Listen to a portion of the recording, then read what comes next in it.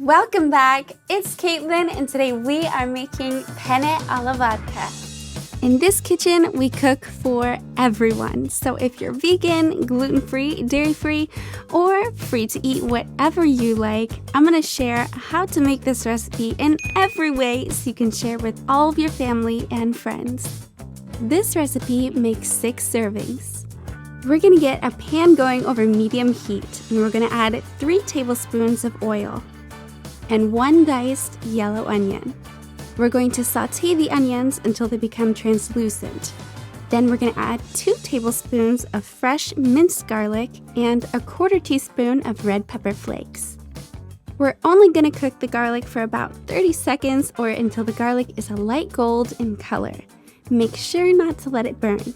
Next, we're going to add 1/3 cup of vodka. Don't worry, the alcohol cooks off and the vodka adds flavor while helping bind the next components. Now reduce the vodka on high heat until it is nearly gone. It should be looking like this. Now we're going to turn our heat down and add in our tomato puree. We're going to need 28 ounces. You can buy it prepared in a 28-ounce can, or you can make it from scratch, which is actually not as hard as you think. I know you guys are throwing this together quick, so I'm gonna keep it short.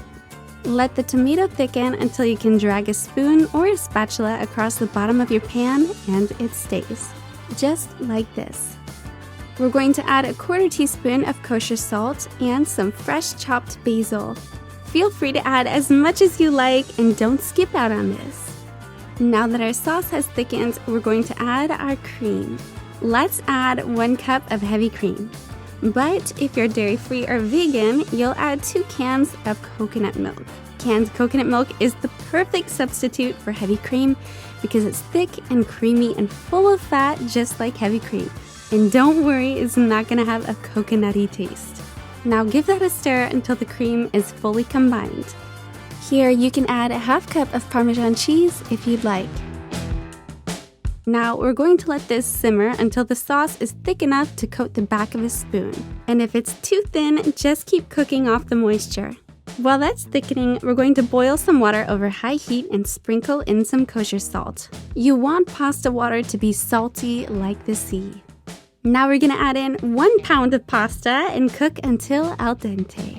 For me, I love using the grain-free pasta because it's gluten-free, contains more protein, fiber, and less carbs.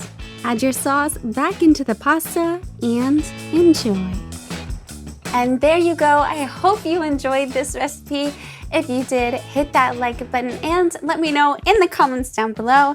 Check out more of my easy dinner recipes over here and subscribe to my channel if you haven't already. I love you and I will see you next time.